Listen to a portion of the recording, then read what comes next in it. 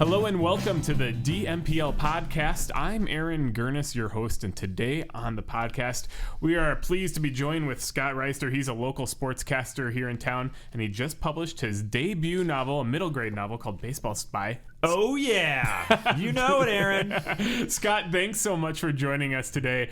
This novel came out, we're recording this right now, middle of June. This came out in May? April? Late April 23rd, the day that will live in infamy in the sports spy genre that didn't really exist or doesn't exist enough in my mind. So, yeah. So will you talk about the genesis of the book? You mentioned just in the very beginning in your little author's note that you've thought about what if the world, when you were a kid, what if the world depended on your swing of the bat, basically. Sounds like an idea that's been percolating in your mind for a long time. Right when you said that, I got goosebumps. Can you see this? I literally have goosebumps because like my old Little League coach from that team just messaged me on Facebook right before I came over here, and he's going to come to the book signing that I'm having in Dallas coming up. Dallas? Yeah. We'll talk about that. Yeah, we'll get there in a minute, but this is like the most mind-blowing thing that's ever happened to me, Aaron, besides, of course, getting married and having kids. Those are all mind-blowing in their own right, but it's a totally separate thing, right?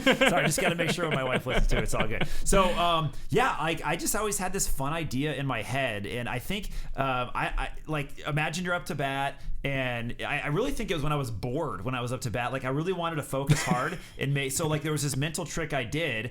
It would be like third inning, nobody on base. Like, to make it more exciting, I would be like, what if the world would literally blow up, or everybody around me would blow up and die if I didn't hit this ball right here? and then it was like made it like really help me like focus in, like, okay, this is the most important thing ever. My life literally depends on me winning this game or hitting the ball. And then sometimes there were situations where it felt like that, where all the pressure was on late in the game. Everyone's cheering. It's so intense. It's like, oh my gosh, it's life or death. And that always stuck with me my entire life. That stuck with me. Like, there has to be some sort of book or movie there, or where like the outcome of everybody like living or dying or the bad guy winning was based solely on a kid winning his game. Like that like the stakes that big. Yeah, I really just had that in my mind my whole life. And in this book, your main character Zane, he is told at the beginning of this book that his mom's life basically depends on his ability, to boil it down, his ability to keep him and his team to keep winning, to advance in the playoffs, to eventually make it to the championship game. And you can just kind of sense it's a real joy of a book. I finished it this week. It's a real joy of the book.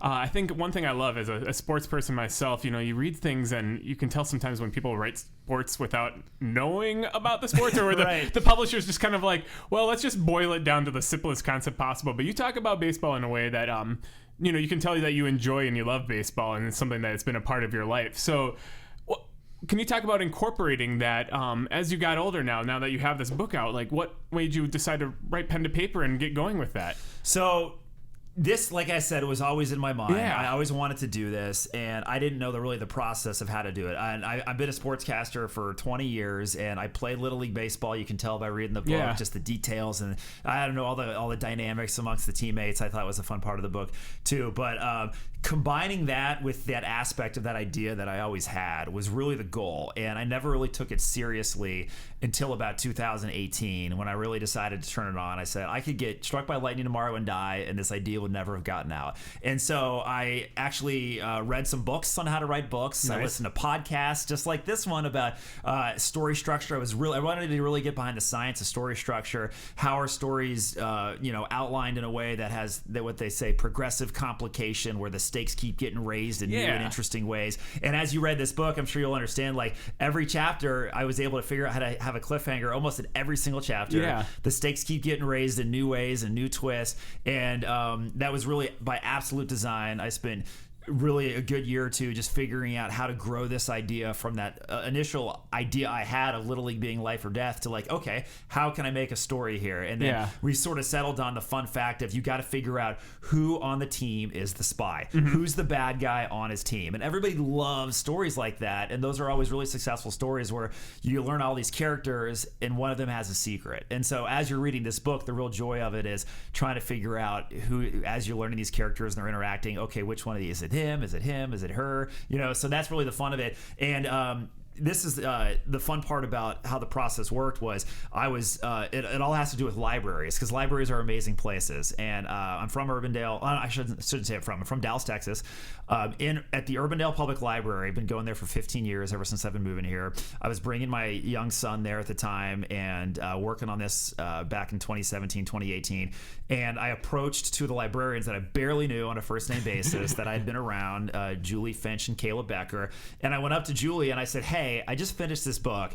I have this great, I think it's really could be good, but I need a lot of help from someone that doesn't have the last name Reister to tell me what I could do. Would you mind reading it and helping me? Yeah. And she had this look on her face and she was like, yeah, that sounds really fun. And then she asked somebody else, and I got Kayla Becker to help me. And then so I would go every month. We would schedule a time where they would sit with me, like in the little coffee side area of the Urbandale Public Library, and they would go over a few chapters at a time and say, "Oh, this part here was great. This part here doesn't make sense. Why did you write this? That seems sexist to me." And I'm like, "Oh, I didn't even know that." Right? Things like that. That's great. Yeah. Right? And so and without having asked for help like that, there's no way I would have come this far. And so I spent a long time doing that. We got it as good as it can be, and then I went through the process. We can talk more about that later, of getting an agent and getting published, and then the book came out, and I named two of the agents, Agent Becker and Agent Finch, toward I think if you remember them at the end of the book. And at the book signing that we had at Barnes & Noble, the very first big one we had here at the Jordan Creek Mall location, they surprised me by coming dressed up in full agent gear. They got costumes. They looked like secret agents, and we had the most fun pictures ever, and it was such a cool celebratory moment. And now to go back into the public library here and see the book that I was working on at that library, not knowing if it would ever happen, to now walk into that library and see it on the shelves there is just such a mind-blowing, so gratifying thing. And it's also such a kind of like a lot of people in the Urbandale library that have known about it, or it's just such a proud moment for that community also to see that. Frame it in a little glass container, probably. It's so cool. I know. I was there the other day. It's got 8 holds on it already. So I was like, you guys got to get another copy of this book, because everybody's going crazy for Baseball Spy. It's been so fun. I want to compliment you too. You talked about elevating the stakes. Obviously it's a book about a kid who's it's life or death. So but for that, it's still the way the stakes are elevated is realistic in a sense. I never felt like, oh, that would never happen. When I live within the world of it, I'm like, that would never happen. That would never happen. So I think like you play very fair with the reader as you elevate things and make things just a little bit bigger and a little bit bigger until obviously we get to the end of the book.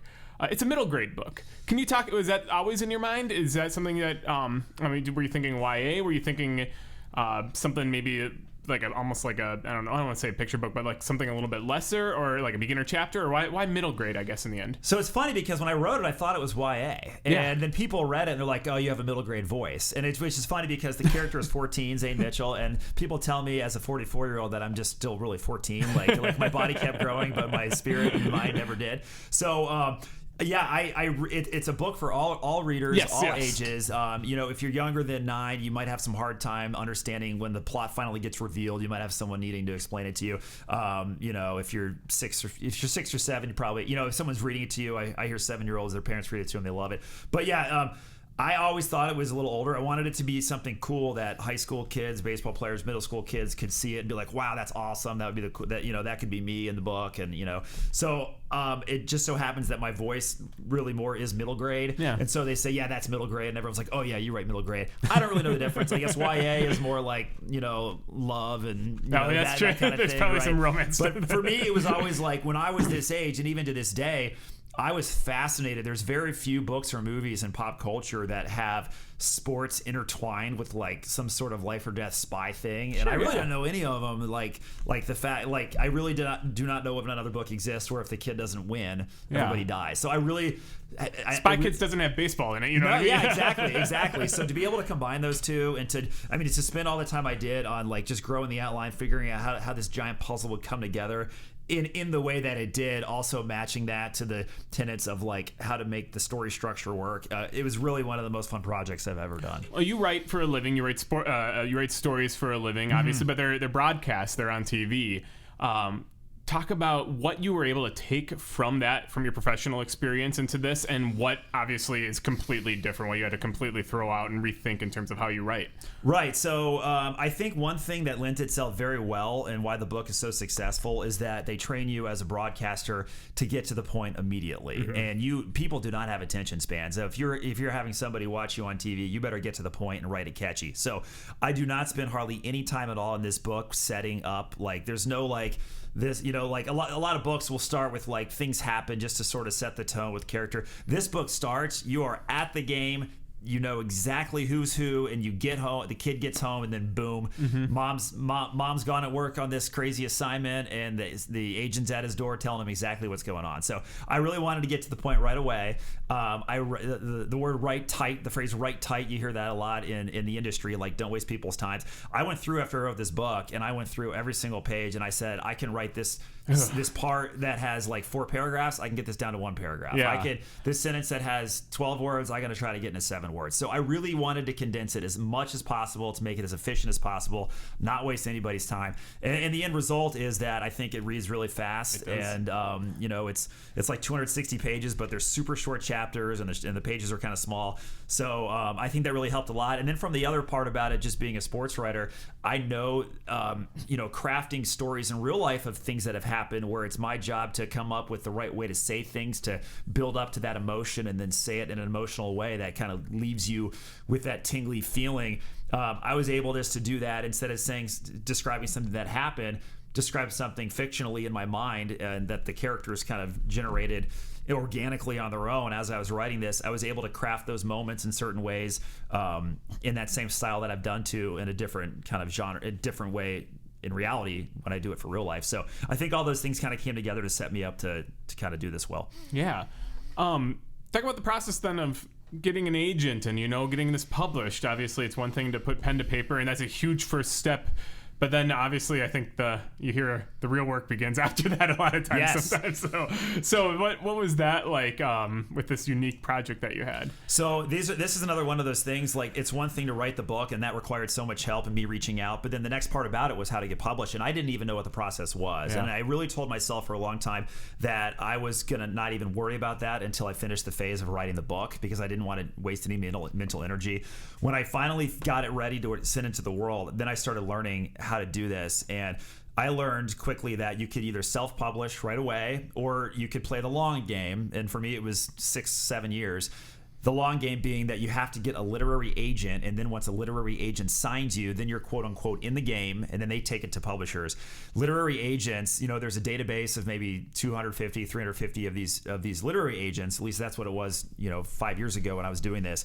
They get query letters. So if you're an author, you've written something, it's as good as it could possibly be. You need to send out maybe 10 at a time every month or so. Send 10 more. You don't want to like blow it all at once, because then if you don't hear back, that's it.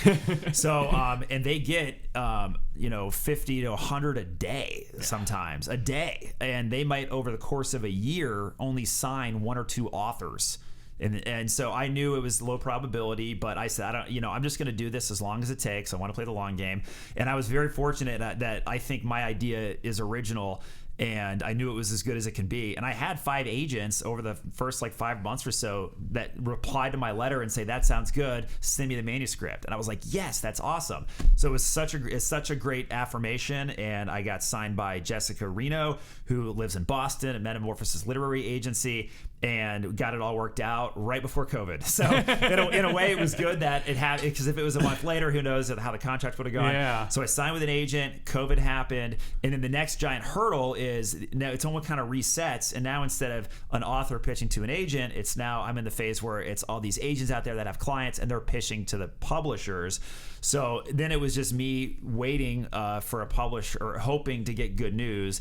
And that process started right during COVID, and it wasn't until 2022 in the summer where I was on vacation with my family in Dallas, and which turned out to be a blessing because I was able to celebrate. I got the phone call from my agent.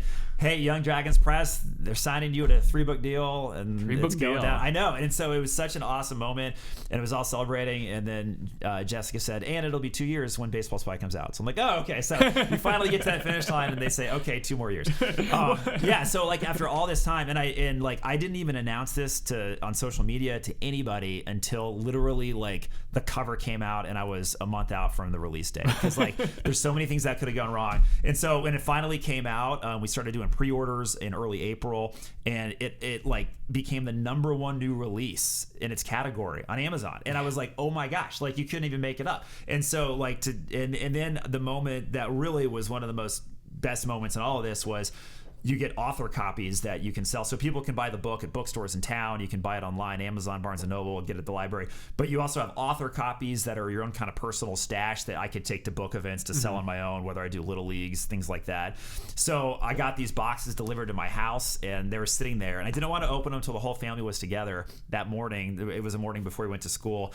And it's like my wife was videoing me, or my daughter was, and opening the box and then actually like holding the physical copy and seeing it, and my kids knowing how hard we worked on it each night, and they had ideas and stuff, and just to see, it was like a baby being born, right? It was like holding it. Everyone was like, I mean, it was really such a surreal moment, and it's awesome. It was one of those moments I'll never forget. Yeah, it must be cool to be able to share this then with your kids too. Like this, obviously you worked with them on the project throughout, but like now you've written a book that is, meant for kids or meant for middle grade, and it's like, and YA, and anyone can read, obviously, like you said, but it's like, that's, you didn't write Game of Thrones or something where you're like, you're like, oh, maybe depending on how old. Yeah. You wrote something that like is meant to be a family experience in a lot of ways. That's got to be special. It is, yeah. Baseball Spy, and there's like not just my kids who have read it and eat it up, but also my friends and their kids. They're all reading it, and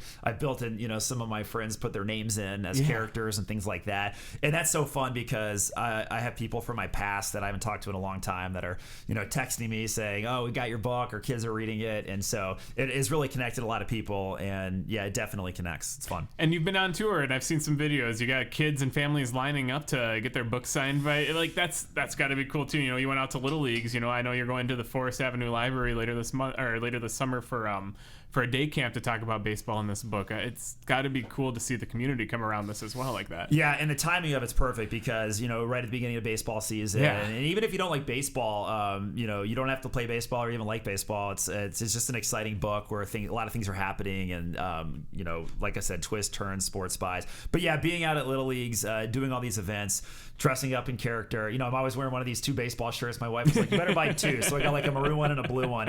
If you go on my Scott Reister author page, you can see all these pictures. I put them on my own personal Facebook too. But yeah, to see the kids and going to schools. Oh my gosh, Aaron, this is so neat. One of the schools I went to, one of the first ones I did was my son's school, believe it or not, Sammy. I went to Valeris Elementary in Urbandale, and this girl named Anna comes up to me. And because some of these kids at these school visits, if they have already had the book, they would bring it and I would sign it. And if they didn't, we would give them like an autographed bookmark. So if they got the book, they could get it. But this girl that had it, she comes up to me and says, she goes, that was the best book I ever read. And I was like, oh my God, that's so cool. And so I did a video with her, and you can go on my Facebook page and see that. She said she would do this video for me, and because I said, would you talk about this? And so I didn't know what she would say. And so she started saying, that was the best book I ever read. I read it in 2 days, and the girl on the book, and by the way, everyone out there, there's a girl that totally kicks butt in the book. Her name's Amber. And this girl I was talking to, Anna, she said, the girl on the team, she's the only girl on the team. Her name's Amber.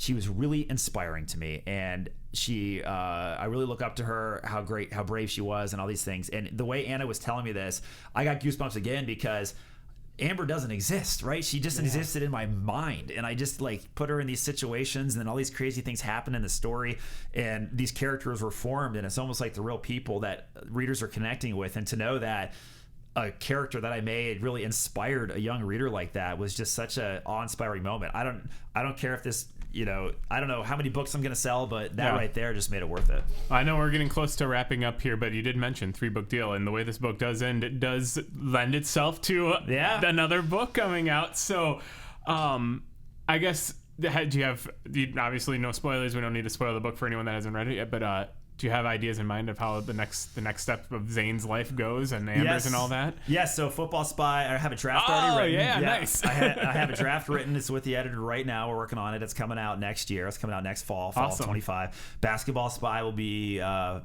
fall or winter of 26. So it'll be one book a year, 3-book deal, same characters, same overarching adventure, kind of think Stranger Things, right? Like same characters, kind of a twist on the bad guy. So if you love these characters, and I hope you do, there's more in store. Do you find that second draft easier to write once you got through the first one, or is it there's just a new challenges in its own way? I actually found it way harder because it was so hard, and there's so much going on in my mind to be able to sit down and write when you don't know what to do. It's such a challenge, and you have to really force yourself to put the phone away and say, I'm not leaving this room till I get 1,000 words, things like that. Well, I suppose you had the baseball one in your mind for years and years and years, and then you're like, all right, now write a football one. I know, and the pressure's on. Yeah, like before I had a book deal, there was infinite time to get it done, right? It is a great problem to have, but it was definitely hard. I'm really glad I got a draft done, and because the saying for all you writers out there is you can't fix a blank page. So whatever it is, you don't care how bad it is, take the pressure off, just get something down, and then from there you can start shaping it, adding to it, changing things, but you got to get something down. Can't fix it, but I can't remember who said this quote, but it's like, just write words. They can be bad words, but they can just write the words and you can fix them later. Yeah, I like that. Absolutely. You can't fix a blank page. That's Absolutely. Great. And the other message I hope you take from this, guys, is dream big, because I went into the mindset, I don't care if this takes 10 years. I want to be traditionally published. Only took 6 or 7. So, but like for me, it was, I'm just going to keep on sending these out until I get a yes. And I don't care, whatever it takes, it takes. I knew I was really proud of what I did, and it happened for me. And now I'm in the marketing phase of it. It's a blast. It's been very well received, and I'm very grateful. If you've bought the book already, if you got it online, if you can leave a review for me on Amazon, that helps a ton. There's copies of this book in the Des Moines Public Libraries. All the different libraries around have it. So thank you, everybody. I really want to thank everyone that's been a part of this journey for me. Yeah, and I know you're going to be. Do you have your tour listing up? I do, absolutely. Yeah, let's talk about. Where you headed coming up soon here in Central Iowa? And this has been one of the most fun parts about this is the response from all the libraries across the state that have reached out wanting me to go to different libraries and stuff. But so coming out, I've got the Newton Library June 26th on a Wednesday at 1 o'clock. We're doing it at the pool. June 29th, the Urbandale Public Library, where I wrote the book, sitting there. We're doing a big fun thing that Saturday morning at 10 a.m. July 6th, I'm doing something with the Urbandale 4th of July stuff. Exira, I'm going to there on July 9th. Des Moines Public Library, July 16th. You said that was the Forest Avenue. I believe that's the Forest Avenue Library. We'll confirm that. Check the show notes. Yes, exactly. I'm also going to be at the Clive Library that same day, July 16th. July 17th, the Coon Rapids Library. Norwalk Library, Saturday, July 20th at 1 o'clock. Marshalltown, Tuesday, July 23rd. And the beat goes on. Once again, my Scott Reister Facebook page for my author page has all this on there. We've also done some school visits, and I don't know what little leagues we're doing yet, but it has been overwhelmingly awesome, and thank you again, everyone. Yeah, well, Scott, thank you so much for joining us on the podcast today. Again, Baseball Spy, available here at the library, available at all your local bookstores, available online as well. Give it a look. It's a great the Again, I finished it this week, and it was just a lot of fun. Did you guess who the bad guy was? I guessed who the bad guy was, but I didn't guess some other parts of how the good guys came together. Right, exactly. A lot of people are like, well, I knew this might be that, but I had no idea the other part, right? Like, there were some other parts you had no idea. It was a pleasant surprise, and it made sense, so I appreciate it. I was like, it's always good when you can after some stuff is revealed, you're like, there we go, right, hey. And you wrote a couple of red herrings in a convincing way, enough way that I was like, I was led astray a couple times too. I was like, oh man, okay, so good job. So if you're listening to this, thank you, and once again, I bet you can't guess who the bad guy is fully. How about that? Yeah. All right, Scott, thanks for being here today. Thank you.